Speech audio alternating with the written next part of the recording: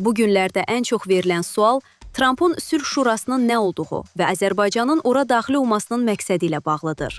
Bu sözləri sabiq Xarici İşlər Naziri, politoloq Tofiq Zülfüqarov bildirib. İndiyə qədər heç kim bunun yeni Birləşmiş Millətlər Təşkilatı üçün prototip, yoxsa sadəcə Qəzza müqavilələrinin həyata keçirilməsini təmin etmək üçün bir layihə olduğunu dəqiq deyə bilmir. Ümumiyyətlə, şura ilə bağlı vəziyyət dinamikdir və Azərbaycanın maraqları və məqsədlərindən danışarkən köhnə bir deyim yada düşür. Şam yeməyində iki qismdə iştirak edə bilərsiniz. Ya ziyafətdə tam hüquqlu iştirakçı kimi, ya da menyunun bir hissəsi kimi. Beləliklə, skamyada ehtiyatlı oturmaq yox, meydanda oyunçu olmaq lazımdır. Yeri gəlmişkən, şuraya hamı dəvət olunmur, politoloq vurğulayıb. Qeyd edək ki, Azərbaycan prezidenti İlham Əliyev ötən gün Davosda Sülh Şurası nizamnaməsi sənədini imzalayıb.